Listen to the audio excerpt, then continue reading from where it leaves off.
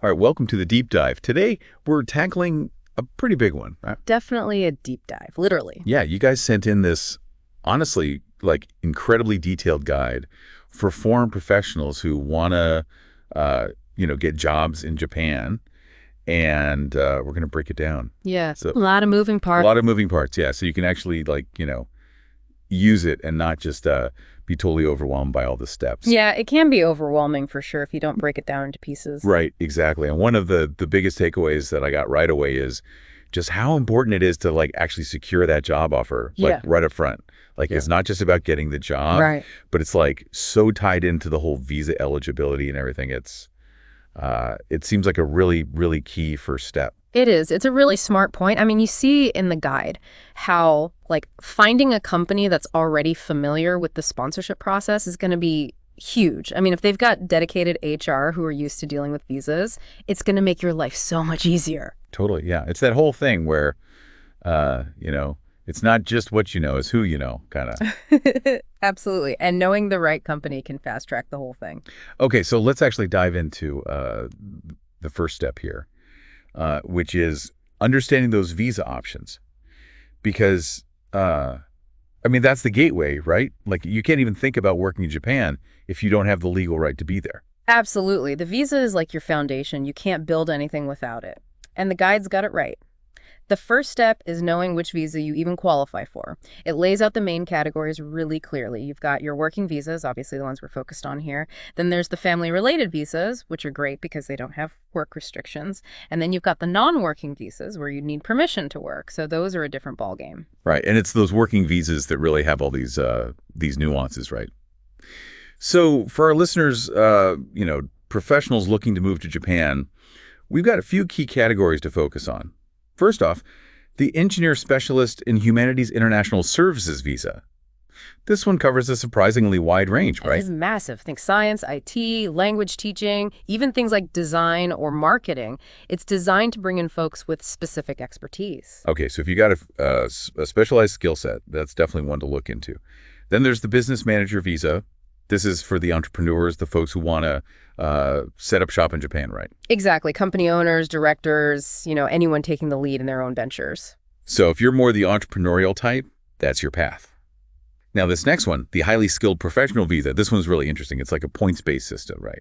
Yeah, it's kind of like a game, but with high stakes. It looks at things like your education, work experience, Japanese language ability, even your income. The higher you score, the more attractive you are to potential employers. Someone with a PhD in a high-demand field, fluent Japanese, and a track record of success is going to be a hot commodity. So it incentivizes people who are already, kind of high achievers to bring those skills to Japan. Then we've got the specified skilled worker visa, which is aimed at sectors with labor shortages. Yeah, this one's crucial for industries like nursing care, construction, even agriculture. If you've got experience in these areas and you're willing to work hard, you can find a real opportunity here. Interesting. Okay. Now we also have the intra-company transferee visa. This one's pretty self-explanatory. It's for folks moving within their existing company to a branch in Japan. And then, of course, we can't forget about the new kid on the block, the digital nomad visa. Yeah, that one just launched in April 2024, and it's specifically for remote workers with a high annual income. So if you're making good money online and want to live in Japan, that could be a good option. Right. And one key thing to remember for most of these working visas is that you're going to need an employer to sponsor you. Yeah, that's the make or break point for a lot of folks. Finding a company willing to sponsor you is essential. And like we said earlier, a company with experience in this is going to be a huge asset. Right. It can make the whole process so much smoother.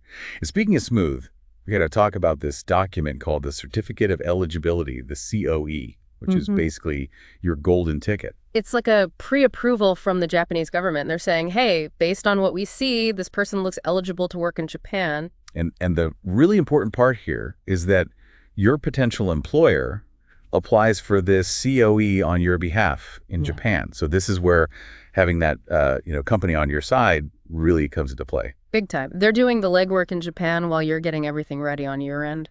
Okay, so let's say you've got the job offer, the company's applied for the COE, and it's been approved. What happens next? Then you get to take center stage. You grab your passport, your application form, your photos, and that precious COE, and head to the Japanese embassy or consulate in your home country. They'll review everything, and if all's good, you'll get your work visa. Awesome. So you're officially ready to work in Japan. But hold on, we're not done yet. There's the whole application process to tackle, and that means understanding the Rirekisho and the Shokumukeirekisho. 2 words guaranteed to make anyone's head spin. But don't worry, they're not as scary as they sound.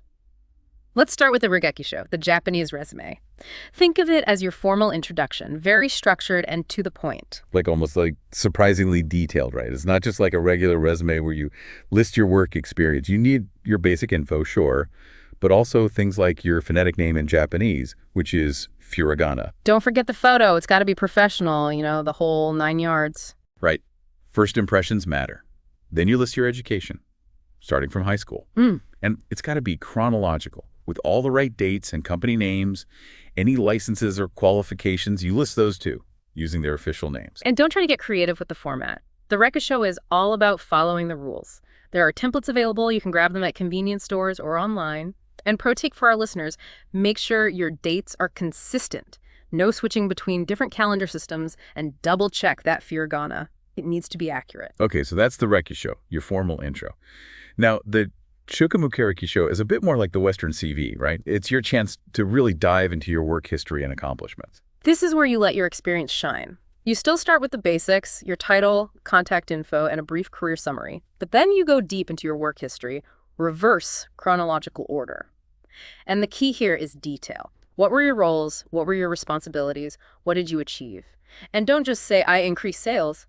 Quantify it. By how much? What was the impact? So you're really selling yourself in the Shokumukeirekisho, painting a picture of what you bring to the table. You also want to highlight your skills, language proficiency, technical skills, anything relevant to the jobs you're applying for. And then there's this really crucial section where you talk about your motivations, why you want to work in Japan, why you're a good fit for this specific company, and what unique contributions you can make. This is your chance to connect with the hiring manager on a personal level. So, just to recap, the Rirekisho is your concise, formal introduction, while the Shokumukeirekisho is your opportunity to showcase your skills and experience in detail. Knowing when to use each is key. Some companies might ask for both. Some might just want the Rirekisho. It really depends. Okay, so we've got our visa options sorted. We know how to craft a killer application. Now, where do we actually find these jobs? That's where job boards and recruitment websites come in, right? Exactly. And there are tons of online resources specifically for foreign job seekers. Yeah. It's amazing how the internet has opened up these opportunities. Absolutely. Yeah. So some popular job boards for English speakers or bilingual professionals include Gaijinpat Jobs, Career Cross, Daijob, Jobs in Japan, and Westpat's Jobs. These are great places to start your search. Career Cross tends to focus on finance, IT, and engineering roles, while Japan Dev is a good resource if you're in tech. YOLO Japan is another one to check out. They have a really diverse range of options, from part-time gigs to full-time positions. Right, and then you've got the more general job search engines like Indeed Japan and, of course, LinkedIn, which is great for networking as well as finding job postings. Don't underestimate the power of networking in Japan. It can really open doors. Absolutely, especially for those hard-to-find positions. And speaking of which, we got to talk about recruitment agencies. They can be a huge help, especially agencies that specialize in placing foreign professionals. They've got connections, they know the market, and they can often get you access to jobs that aren't even advertised publicly. It's like having a secret weapon. They know exactly what companies are looking for and can help you tailor your application to stand out. Exactly. Some well-known agencies in this space are Robert Walters, Hayes, and Michael Page. Now, we should mention Hello Work, which is the public employment service in Japan. They're primarily focused on local job seekers, but it might be worth checking out their website, just in case. It can't hurt to look, and they do have some resources for foreign nationals. Right. You never know what you might find. So ultimately, the best approach is a multi-pronged one. Utilize specialized job boards, general job sites, recruitment agencies, and even Hello Work. Cast a wide net. Exactly. The more options you explore, the better your chances of landing that dream job in Japan. Now, let's say you've gone through the whole process. You've nailed the interview, you've gotten the job offer, and you're officially working in Japan. Congratulations. But the journey doesn't end there. Now you've got to navigate the unique world of Japanese workplace culture. Ah, yes. This is where things can get really interesting.